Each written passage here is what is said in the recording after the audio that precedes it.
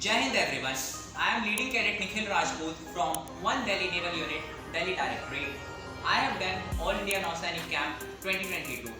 I was in 5 events, namely Seamanship, Semaphore, Drill, Guard. Here I am going to talk about event Seamanship.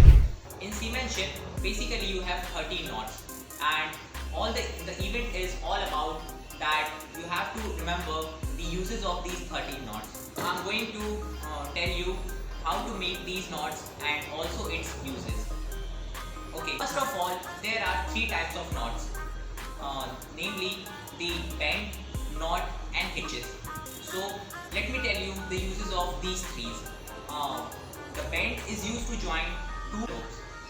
Knot is used to make strands within the rope or with the use of another rope, and hitch is used to tie the rope to any object. Let me start with the bend. There are 2 bends, which namely the single sheet bend, the double sheet bend. So I will demonstrate you how to make those 2 bends.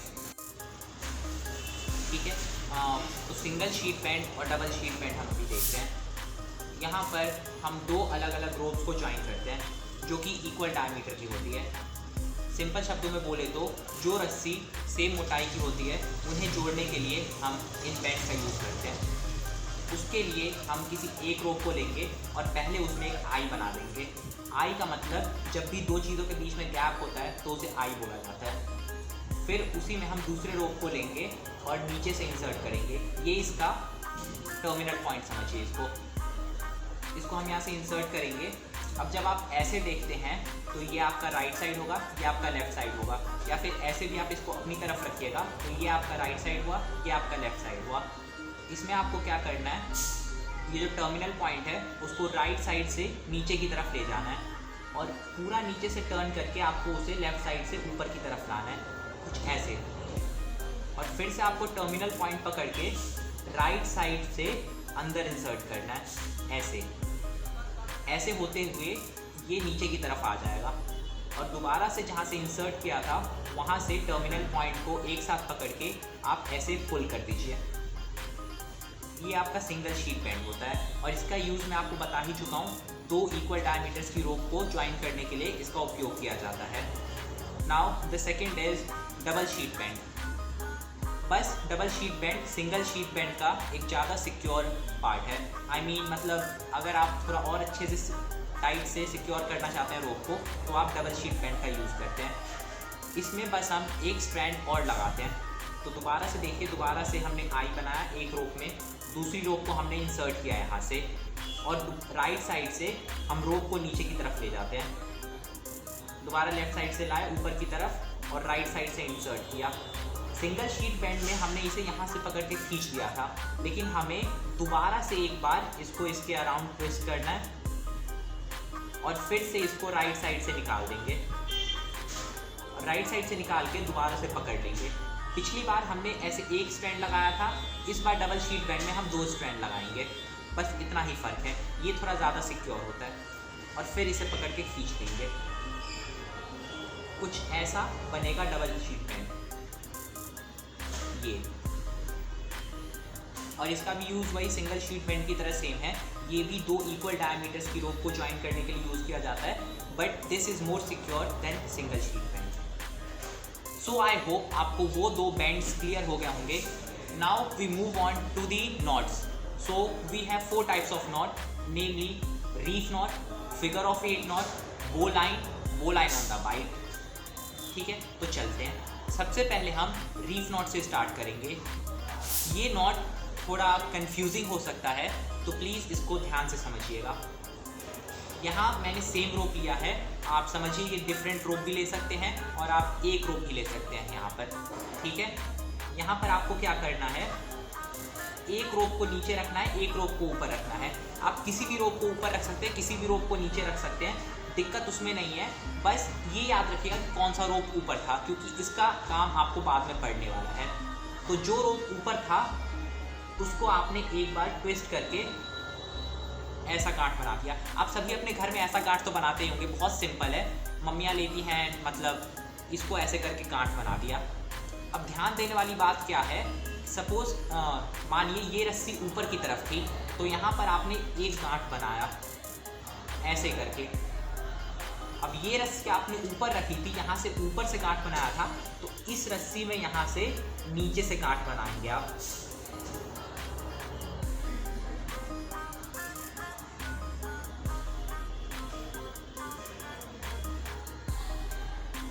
और दोनों रस्सी को पकड़ के आप ऐसे खींच देंगे। ये आगे खुलना बंद होना चाहिए, ऐसे इंटरलॉक की पोजीशन में आती है। ये होती है आपकी रीफ नॉट। रीफ नॉट का यूज़ होता है जब हमारे पास दो अनइक्वल डायमीटर की रोप होती है। सपोज एक रोप हो गई, जैसे यहाँ पर मैं इस रोप को लेता हूँ, यहाँ पर आपको साफ दिख रहा होगा, इसमें से ये इसकी डायमीटर ज़्यादा है, इसका डायमीटर कम है। तो अगर मुझे इन दोनों को जोड़ना है तो मैं रीफ नॉट का यूज़ करूँगा। और अगर मुझे सेम डायमीटर की रोप्स को ज्वाइन करना है तो उसके लिए मैं सिंगल शीट पेंट का यूज़ करूँगा। इन दोनों में आप कभी कंफ्यूज मत हो। यहाँ पर आप ये फिगर ऑफ 8 नॉट है, और जैसा कि नाम से ही आपको पता लग रहा होगा कि ये बनने के बाद नंबर 8 जैसा दिखता है। तो यहाँ पर आपको क्या करना है, यहाँ पर आपको एक आई बनाना है रोप में, जैसे आपने सिंगल शीट पेंट में शुरू में बनाया था, और आपको फिंगर इंसर्ट करना है आपको आई से, जैसे आपने उस समय रोप इंसर्ट किया था, यहाँ पर आपको फिंगर इंसर्ट करना है। और इसको आपको 2 बार ट्विस्ट करना है, एक ट्विस्ट, 2 ट्विस्ट। दोबारा से देखिए, फिंगर इंसर्ट किया, एक ट्विस्ट ये हुआ और 2 ट्विस्ट ये हुआ, और यहाँ पर आपको नीचे से टर्मिनल पॉइंट को पकड़ना है।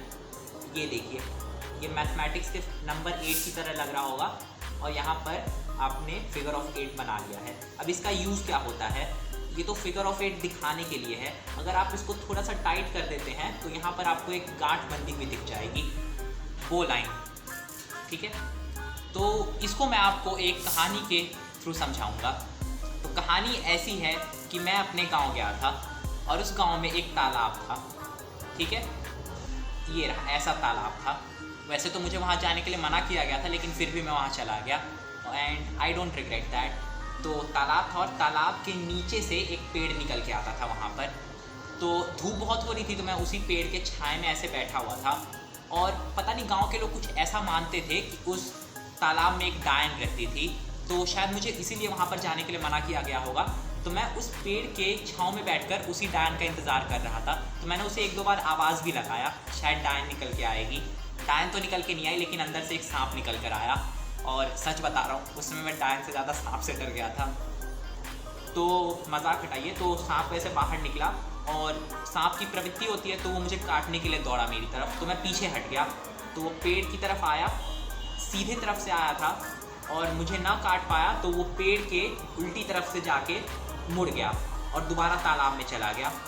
तालाब में जब उसने देखा तो उसे अपनी पूंछ को देखकर लगा कि कोई दूसरा सांप है, तो उसने उसे डस लिया। अब जैसे ही सांप ने उसको डसा तो उसके दर्द से पेड़ पता नहीं क्यों अपने आप बड़ा होने लग गया, और इस तरीके से हमारे पास वो लाइन बन के आ गई। अब वो लाइन का क्या यूज़ होता है, तो आप जानते होंगे कि जब भी जहाज़ चलता है पानी में, तो उससे अगर किसी आदमी को नीचे पानी में उतारना होता है, या कोई आदमी पानी में है उसे दोबारा जहाज़ पे लाना होता है, तो उसके लिए इसे वो लाइन का यूज़ किया जाता है। अगर हम बात करें तो वो line is used as a life line around a man waist, okay, like this. इसका अगला है हमारे पास वो लाइन ऑन द बाइट, जो कि इससे कुछ ज़्यादा अलग नहीं है, ऐसा ही कुछ है। उसमें बस ये होता है कि हम इस रस्सी को ऐसे डबल कर देते हैं। कहानी वही है, दोबारा से मैं गांव गया।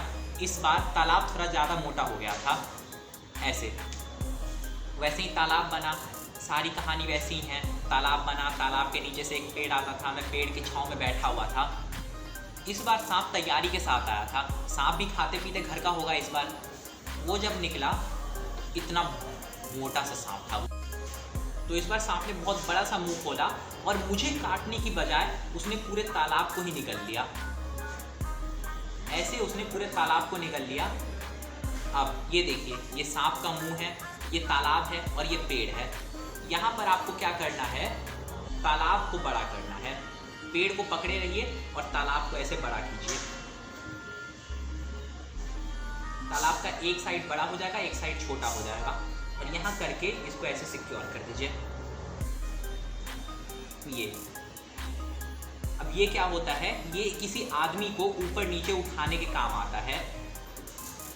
वो लाइन होता है जब कोई आदमी अपने होशो हवास में होता है और वो उस रस्सी को पकड़ के रख सकता है, तब हम वो लाइन का यूज़ करते हैं। लेकिन अगर कोई आदमी अचेत अवस्था में हो, मतलब अनकॉन्शियस हो, तब इस नॉट का यूज़ किया जाता है जहाँ पर वो आदमी बैठ सके और उसका हाथ यहाँ पर फंसाया जा सके। और इसमें बेसिकली एक और इंसान की ज़रूरत होती है जो कि उसकी मदद कर सके उस समय। ठीक है, तो अभी तक हमने 6 नॉट सीख लिए हैं। Single sheet bend, double sheet bend, reef knot, figure of 8 knot, bowline on the bight. और मुझे तो जैसा लग रहा है जिस कहानी के साथ मैंने आपको बो लाइन ऑन द बाइट समझाया है, शायद आप उसे कभी नहीं भूलेंगे। ठीक है, तो अब हम चलते हैं अपने हिचेस की तरफ। और हिच का मतलब होता है कि आप रोप को किसी ऑब्जेक्ट से टाई कर रहे हैं। तो यहाँ पर मुझे एक ऑब्जेक्ट की ज़रूरत पड़ेगी, जिसके लिए मैं एक पेन का उपयोग करूँगा। यहाँ पर मैंने ऑब्जेक्ट के लिए एक पेन को अपने साथ लिया है। ठीक है, तो हम पहले स्टार्ट करते हैं क्लोव हिच और रोलिंग हिच से। जैसे आपने सिंगल शीट बेंड और डबल शीट बेंड में देखा था कि अगर आप सिंगल शीट बेंड बनाना सीख गए तो उसी में एक और टर्न डाल के आप डबल शीट बेंड बना सकते हैं। उसी तरह अगर आप क्लोव हिच बनाना सीख गए तो उसी में एक और रोल डाल के आप रोलिंग हिच बना सकते हैं। ठीक है, तो यहाँ पर ये ऑब्जेक्ट हुआ, यहाँ पर आपने उस रोप को लिया, ये आपका टर्मिनल पॉइंट है। अब आपने इस रोप को एक बार ऐसे राउंड टर्न किया यहाँ पर। ठीक है, और इसको यहाँ से ओवरलैप कर दिया, ऐसे लिया, राउंड टर्न करके यहाँ से ओवरलैप कर दिया और इसको नीचे की तरफ ले गए। अब आपको यहाँ पर नीचे 2 आईज दिख रहे होंगे, एक इस रोप के यहाँ बीच में और एक जो आप ऐसे टर्मिनल पॉइंट ले गए हो यहाँ वाली आई। आपको इस वाली आई में इस रोप को इंसर्ट करना है टर्मिनल पॉइंट में, और यहाँ पर आपको इन 2 रोप्स को पकड़ के खींच देना है।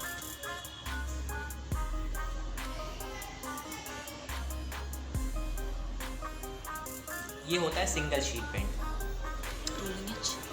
This is clove hitch and this is used to tie the line to a rope to a spar, bail और सिमिलर फिटिंग। ठीक है, अच्छा वैसे तो ये थोड़ा टेक्निकल टर्म हो गया that this is used to tie it to a spar, bail और सिमिलर फिटिंग। तो मैं इसका एक रियल लाइफ एग्जांपल बताता हूँ। सपोज़ कीजिए यहाँ पर एक जहाज़ है और यहाँ पे दूसरा जहाज़ है। अब इस जहाज़ में आपको रस्सी की ज़रूरत है। ठीक है, एक मोटी रस्सी की ज़रूरत है और आपके पास वो मोटी रस्सी है नहीं, पतली रस्सी है। और सपोज़ कीजिए कि ये दूसरा जहाज़ है जहाँ पर ये रस्सी है, तो आप इस रस्सी को यहाँ पर भेजेंगे और ये उसमें क्लोव हिच बना देंगे।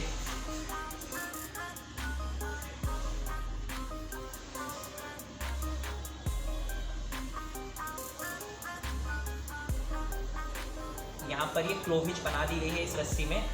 अब ये कितनी भी भारी रस्सी हो, आप इस रस्सी को पकड़ के ऐसे खींच सकते हैं। ये इसका रियल लाइफ एग्जांपल है। नौसेना इस नॉट का इस्तेमाल इसी काम के लिए करती है। अब जैसा कि मैंने आपको बताया ही था कि अगर आपको क्लोव हिच बनाना आ गया तो रोलिंग हिच तो उसके बाद आप बना ही सकते हैं। तो रोलिंग हिच में बस आपको एक टर्न एक्स्ट्रा ऐड करना है। आपने यहाँ पर एक बार राउंड टर्न किया था, आई होप क्लियर है, एक बार राउंड टर्न किया था, दोबारा से आपको एक बार और राउंड टर्न करना है ऐसे। जैसे मतलब यहाँ पर आपने लिया रोप को, ऑब्जेक्ट के अराउंड एक बार टर्न किया, एक बार और टर्न करना है और यहाँ इसके ऊपर ओवरलैप कर देना है। ठीक है, अब इस चीज़ को भूल जाइए। यहाँ पर एक आई बना, दोबारा से इसको आपने ओवरलैप किया इस साइड और टर्मिनल पॉइंट को पकड़ के इधर से खींच दिया।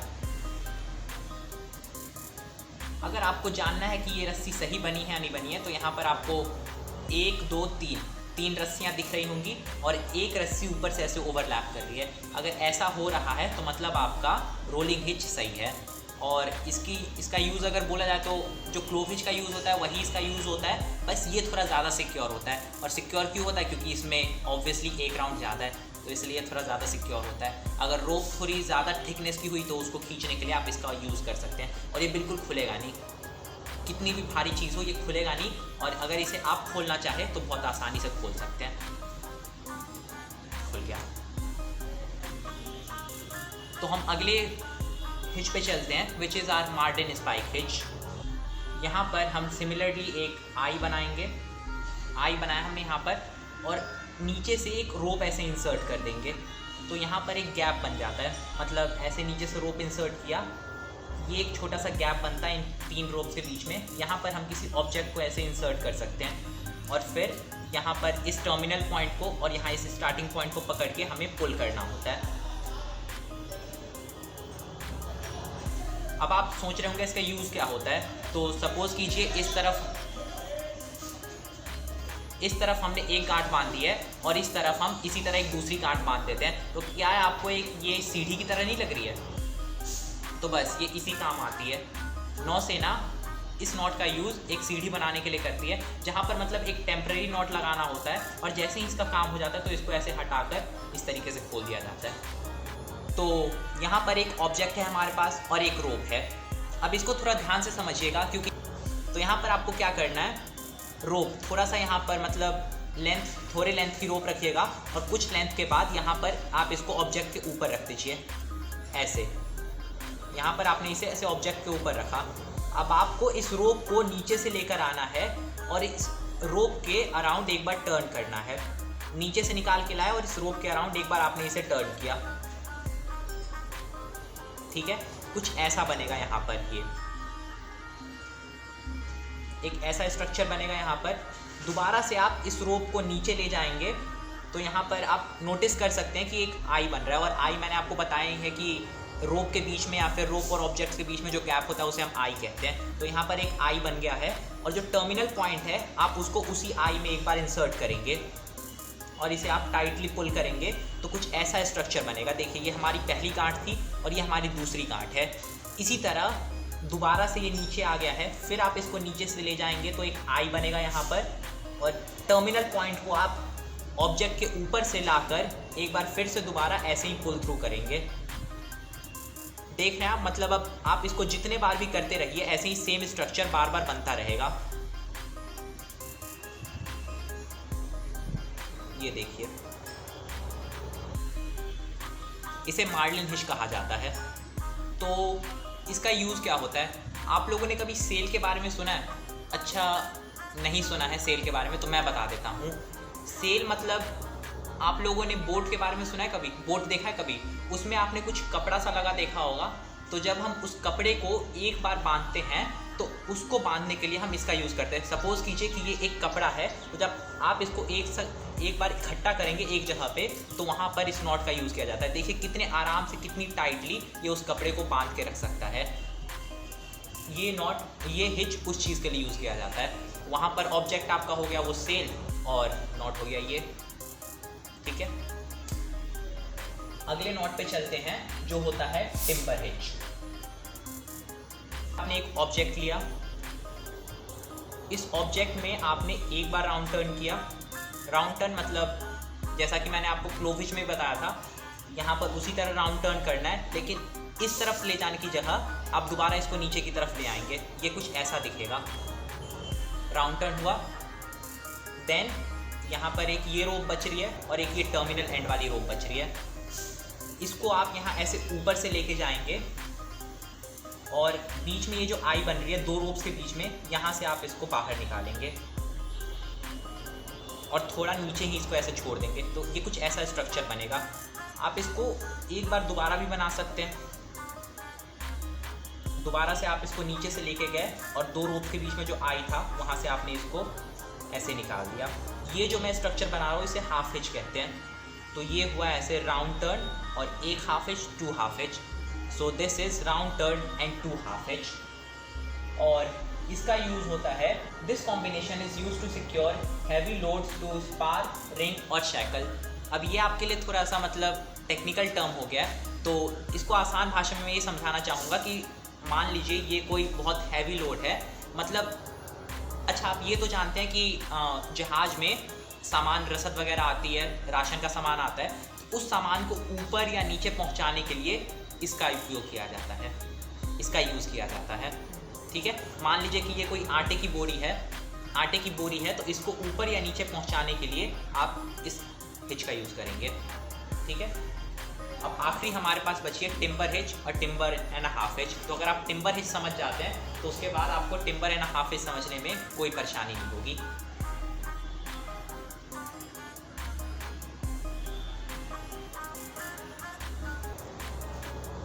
तो ये है आपके पास अब टिम्बर हिच बनाने का तरीका। यहाँ पर थोड़ा ध्यान से देखिएगा, जैसा कि मैं पहले भी बता चुका हूँ, ये टर्मिनल पॉइंट है और एक ये साइड रोप है। अब यहाँ पर आप टर्मिनल पॉइंट को नीचे से लेके जाएंगे। ध्यान से देखिए, यहाँ मैंने इस रोप को पकड़ा है, इसको मैं ऐसे नीचे से लेके जा रहा हूँ, ठीक है। और यहाँ पर मैंने एक बार इसे राइट साइड टर्न किया, ये मेरा राइट साइड है, ये मेरा लेफ्ट साइड है, तो इसको मैंने ऐसे राइट साइड टर्न किया। ये जो रोप है यहाँ पे मैं इसको इंटेंगल कर दूंगा, एक बार, दो बार, तीन बार। अब देखिए, ये रस्सी तो टर्मिनल पॉइंट इस रस्सी के आसपास घूम चुकी है और इसको मैं बड़ा छोटा कर सकता हूँ।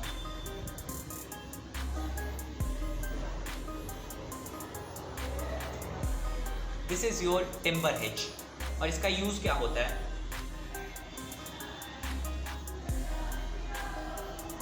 It is used to secure a rope to the end of a spar or bail। तो स्पार और बेल फिर से आपके लिए एक टेक्निकल टर्म हो गया। तो इसका मतलब समझ लीजिए कि किसी भी ऑब्जेक्ट के अराउंड इसको बांधने के लिए आप इसका उपयोग करते हैं, रस्सी को बांधने के लिए। आसान भाषा में समझाया जाए तो यहाँ पर मानिए कि ये लकड़ी के गट्ठे हैं, ठीक है। अगर आप इसको यहाँ पर ऐसे रखते हैं तो आप इसको टाइट करके रख सकते हैं। ये रहा, ये देखिए, अब इसमें से ये कोई भी गिर नहीं रहा है, ठीक है। ये होता है टिम्बर हिच का यूज़ लेमैन टर्म्स में। और टिम्बर एंड हाफ हिच के लिए, टिम्बर हिच का मतलब कोई भी स्पार या बेल होता है तो उसके अराउंड, मतलब उसके आसपास ऐसे रस्सी बांधने के लिए, मतलब सपोज कीजिए यही आपका स्पार बेल या कुछ मतलब हो गया, जो टेक्निकल टर्म था यही होता है स्पार, और इसके आसपास आपने ऐसे रस्सी बांध दी और ये ऐसे टाइट हो गया है, ये होता है आपका टिम्बर हिच।